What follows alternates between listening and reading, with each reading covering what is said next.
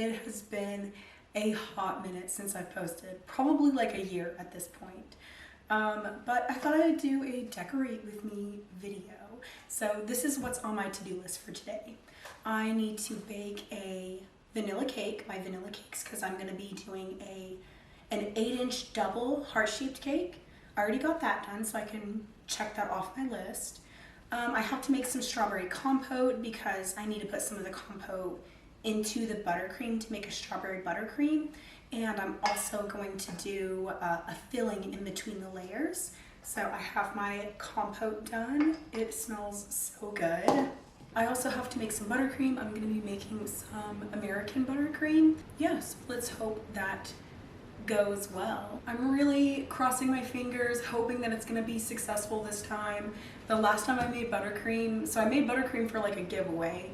Didn't happen yet because it was a huge fail. I was like brought to tears. It took me 3 hours to make it and it didn't even like turn out. I actually just had to trash everything, but I used the Costco brand butter, which turns out is not great for buttercream. And I even went online to see what other people thought, and a lot of people said the same thing, like the Kirkland brand butter just is not good for buttercream. So I'm using a different type of butter this time. And yeah, so I have to make my buttercream and I have to cut my heart layers. I have to fill them, crumb coat, decorate, and all that stuff. So it is, it's 3:30 right now. And I really want to finish this before it gets dark because I want to take photos, and I also want to take some like videos while the light is still good. I mean, the lighting isn't really good today anyway, but yeah, let's get to it. Let's make some buttercream. All right, so I have my mixing bowl and I also have my sticks of butter. So I'm doing 6 sticks of butter, which is equal to like 680 grams. These are not thawed, so when you're making buttercream, make sure that your butter is of course like room temperature.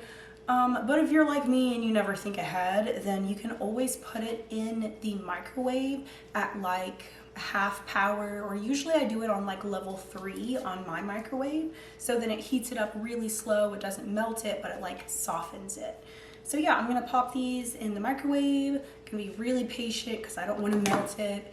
And we're gonna add it to my mixer. Alrighty, so I took my butter out of the microwave and it's a really good texture. I don't know if you can kind of see it, but if you press your finger, you should be able to make a pretty easy indent, but you also don't want it to be runny.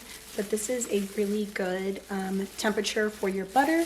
So I'm gonna go ahead and add it to my mixing bowl.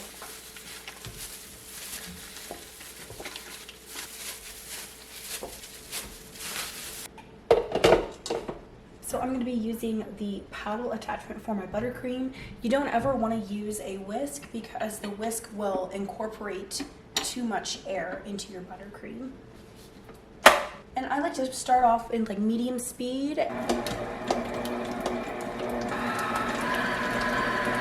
You're just going to let the butter mix for about 10 minutes until it gets nice and like fluffy and white. And you want to be able to compare the whipped butter to like a sheet of like paper towel. If it's almost the same color, then you're good. If it's still yellow, then maybe mix it just a little bit more. I ended up mixing my butter for about 15 to 20 minutes at like medium speed, and you can see how white it is compared to a paper towel.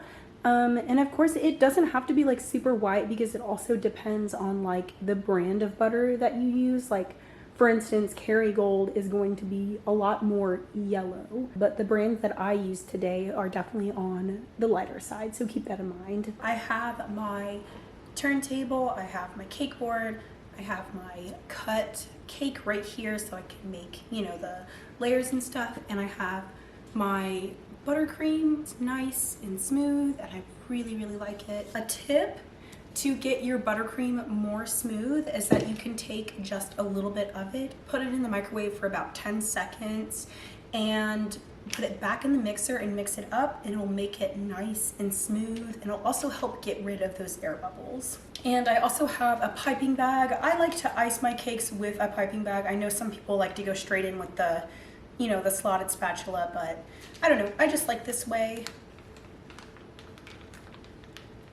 I'm gonna go ahead and fill the cake and then crumb coat it in just regular buttercream, and then I'm gonna set some aside for my decorations, and then for the rest of it, I'm going to add the strawberry so then the outer layer can be strawberry buttercream.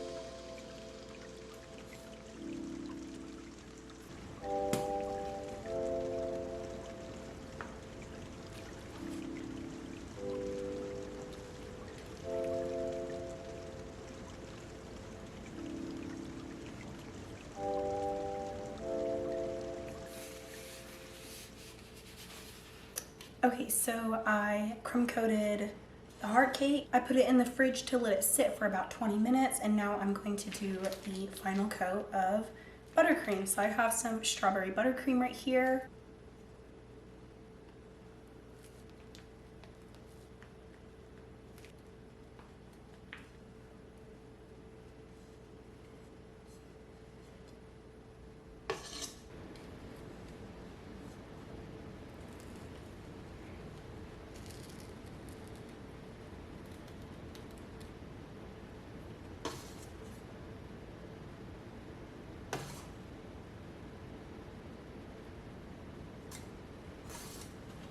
I'm gonna go ahead and put this in the fridge again. It's actually really warm in here. It's like 71 degrees in December here in Arkansas, but yeah, it's really warm, and I'm just gonna put it in the fridge so when I'm decorating it, none of it like slides off and it's like a huge mess.